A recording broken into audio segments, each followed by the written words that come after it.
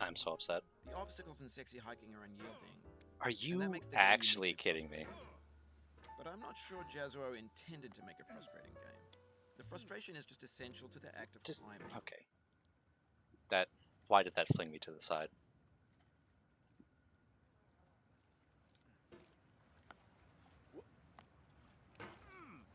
There's no feeling more intense than starting over.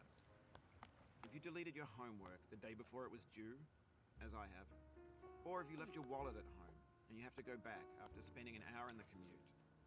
If you won some money at the casino and then put all your winnings on red but it came up black. If you got your best shirt dry cleaned before a wedding and then immediately dropped food on it. If you won an argument with a friend and then later discovered that they just returned to their original view. Starting over is harder than starting up. If you're not ready for that, like if you've already had a bad day, then what you're about to go through might be too much. Feel free to go away and come back. I'll be here. Alright, thanks for coming with me on this trip. I'll understand if you have to take a break at any point. Just find a safe place to stop and quit the game. Don't worry, I'll save your progress, always. Even your mistakes. This game is a homage to a free game that came out in 2002, titled Sexy Hiking. The author of that game was Jazzuo, a mysterious Czech designer who was known at the time as the father of B games. And B games are rough assemblages of found objects. Designers slap them together very quickly and freely, and they're often too rough and unfriendly to gain much of a Oh, following. you tried to knock me off. Huh? They're built more for the joy of building them than as polished products.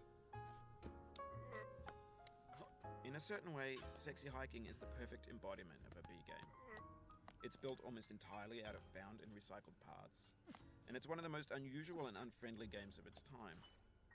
In it, your task is simply to drag yourself up a mountain with a hammer.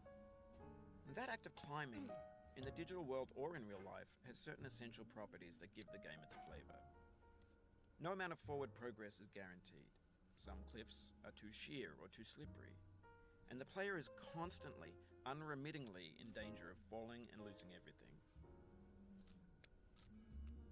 Anyway, when you start Sexy Hiking, you're standing next to this dead tree that blocks the way to the entire rest of the game. It might take you an hour to get over that tree, and a lot of people never got past it. You prod and you poke at it, exploring the limits of your reach and your strength, trying to find a way up and over. And there's a sense of truth in that lack of compromise. Most obstacles in video game worlds are fake. You can be completely confident in your ability to get through them once you have the correct method or the correct equipment or just by spending enough time. In that sense, every pixelated obstacle in Sexy Hiking is real. The obstacles in Sexy Hiking are unyielding, and that makes the game uniquely frustrating. But I'm not sure Jazzuo intended to make a frustrating game. The frustration is just essential to the act of climbing, and it's authentic to the process of building a game about climbing. A funny thing happened to me as I was building this mountain. I'd have an idea for a new obstacle, and I'd build it, test it, and it would usually turn out to be unreasonably hard. But I couldn't bring myself to make it easier. It already felt like my inability to get past the new obstacle was my fault as a player rather than as a builder. Imaginary mountains build themselves from our efforts to climb them, and it's our repeated attempts to reach the summit that turns those mountains into something real. When you're building a video game world, you're building with ideas, and that can be like working with quickset cement. You mold your ideas into a certain shape that can be played with, and in the process of playing with them, they begin to harden and set until they're immutable, like rock.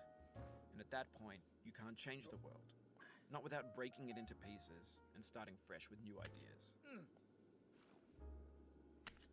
For years now, people have been predicting that games would soon be made out of prefabricated objects, bought in a store and assembled into a world.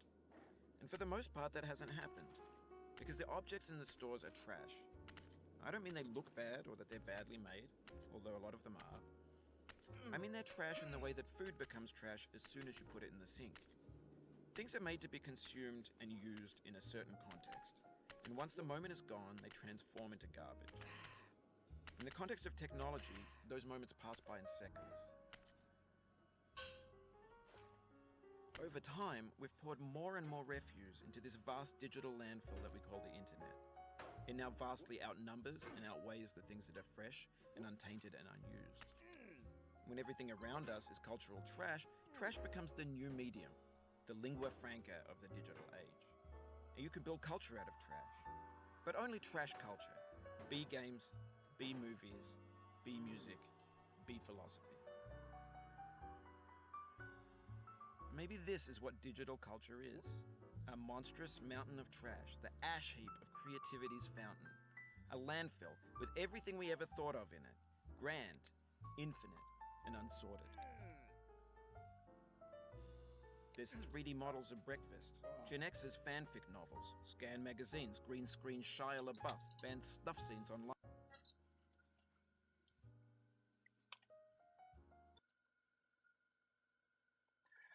Well, shit.